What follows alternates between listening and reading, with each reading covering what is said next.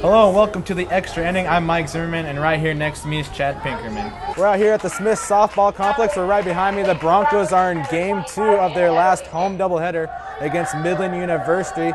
And in today's show, we'll be looking back on the regular season for the Broncos softball team. We'll also be looking ahead to the GPAC tournament play coming up for them. And also we'll have an interview with head coach Troy Baker after the ball game.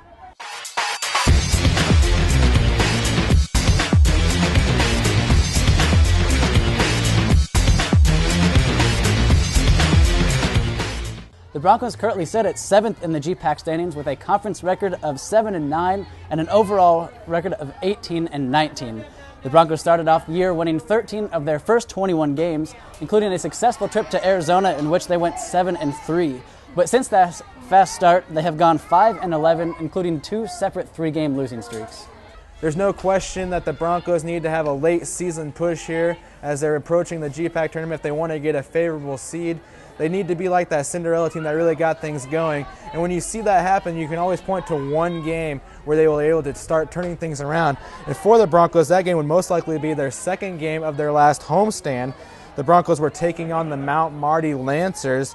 The Lancers and the Broncos were both tied for the 8th spot in the conference, so it was a big matchup for both teams. The Broncos found themselves in a pitching duel as it was scoreless in the top of the 5th inning until this home run by the Lancers puts the Broncos down 1-0. After Mount Marty tacked on 2 more runs, the Broncos were trailing 3-0 before they got an RBI single from both Molly Malhervey and Jesse Johnson in the 6th inning. Haley Burge hit a huge double in the 7th inning that scored Mallory Sewer to tie the game up at 3 apiece. After not allowing the Lancers to do anything in the top of the 8th inning, Malhervey hit a single that put the go-ahead run on first base. The next batter was Johnson, and she decides to go ahead and end the game on this 2-run walk-off home run. After the game, both Johnson and head coach Troy Baker said that they hope the come-from-behind win will give the Broncos the momentum they needed to finish out the season strong, which they did need heading into play the second-best team in the conference in Nebraska Wesleyan. Baker said that he wanted his team's bats to wake up, and they did, as Hastings College fell in the first game 10-12, but still were able to put up 9 runs in the second game and take it 9-6. And Chad Baker's right when he says the team needs to get their bats going right now. They come in to tonight's doubleheader against Midland University with a team batting average of .278, which puts them at 10th in the GPAC. But they started to get their bats going a little bit here as the season draws to an end. And they come into tonight's doubleheader ranked 2nd in runs scored in the GPAC at 173. They're trailing Morningside right now, who has scored an astounding 266 runs, which is obviously one of the key reasons why they're leading the GPAC going into this game. And as you said, those bats will be very important because even though Hastings College currently is ranked 5th in opposing batting average, they've also committed the most errors in the conference, which is one of the main contributions to their 4.6 team ERA. So obviously the offense is going to have to get started, but the defense is going to be crucial as well in the last leg of the season. It should be an exciting end to this season. When we come back from the break, we'll look back on some of the key players for the Broncos this season. And also don't forget, we have our interview with head coach Troy Baker coming up after the ball game. Stay here. You're watching The Extra Inning.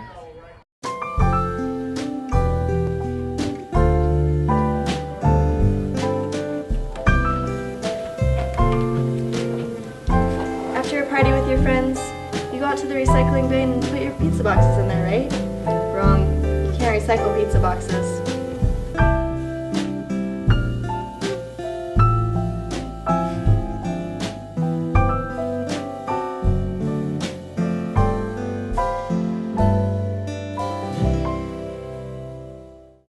Welcome back to The Extra Inning. I'm Mike Zimmerman. And I'm Chad Pinkerman.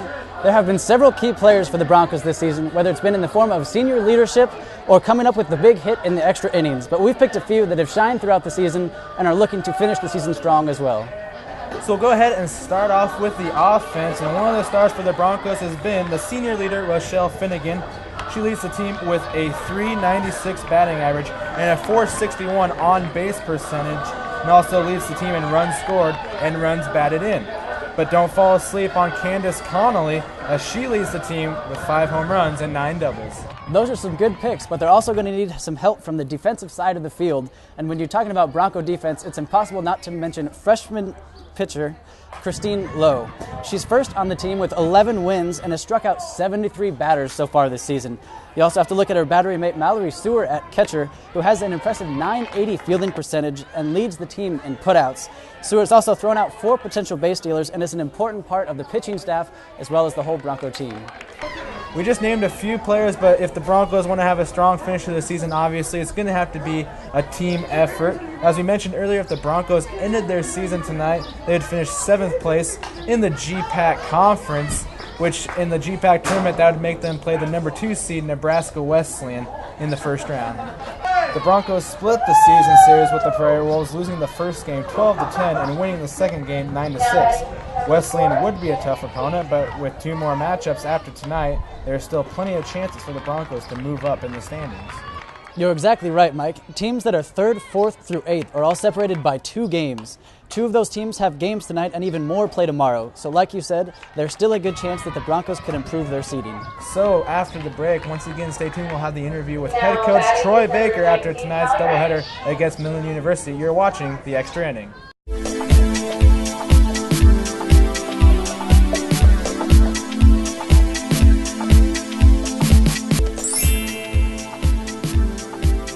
How cool is that juggling? If you would like to juggle with those same cups, or use any of the dishes of the Plate Project at your next event, contact a Seek member. The dishes on the Plate Project are available free of charge. The Plate Project. These are cups.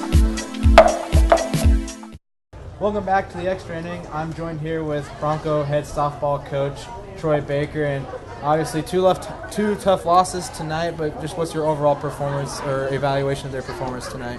Disappointing is probably the key word. I would say that Midland came in here with their backs to the wall, and they kind of played like it. We kind of played like we thought we were going to be in the tournament, and we're not. And that's what that's about, disappointing. And so, I told them our backs are against the wall. Now let's see if we can dig out of our own hole. Yeah, you guys got 4 more games left till the tournament starts. I mean, obviously, what do you need to do right now to get your team ready for postseason play, and what can you do in those 4 games? I'm thinking we're going to have to win 4 games. If we don't win 4, it's going to be kind of head-to-head and helped by other teams.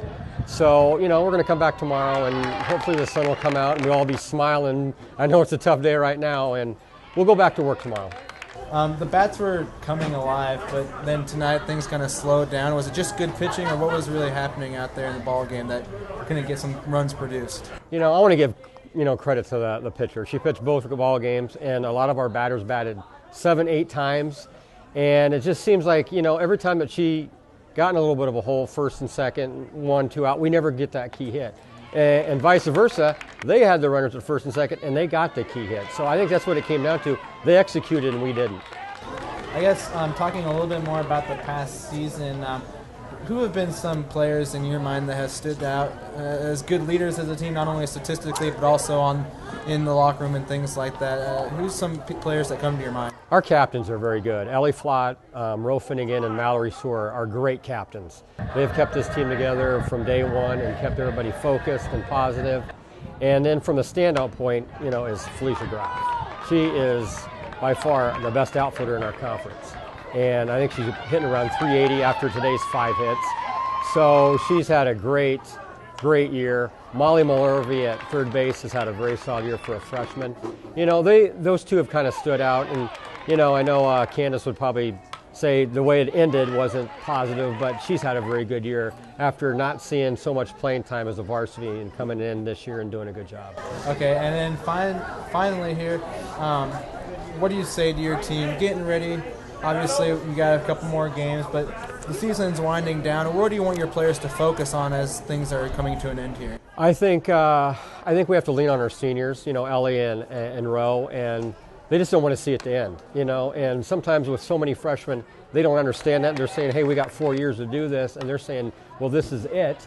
And sometimes it's not a good gel. I think sometimes if we've lost ball games like this, like next year, I don't think we're going to lose these games. I think we've learned from them. You say you've learned from losses.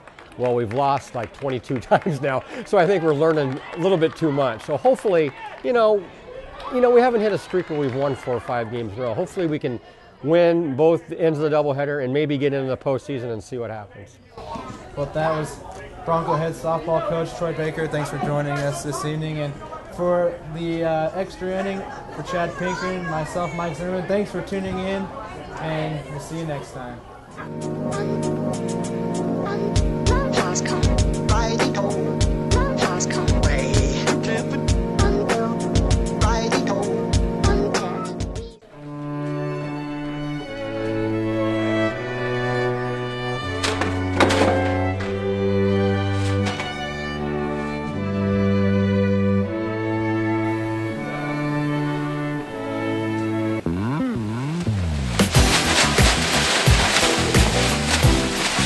Plastic bags are ugly and annoying. I'd rather use my reusable bag.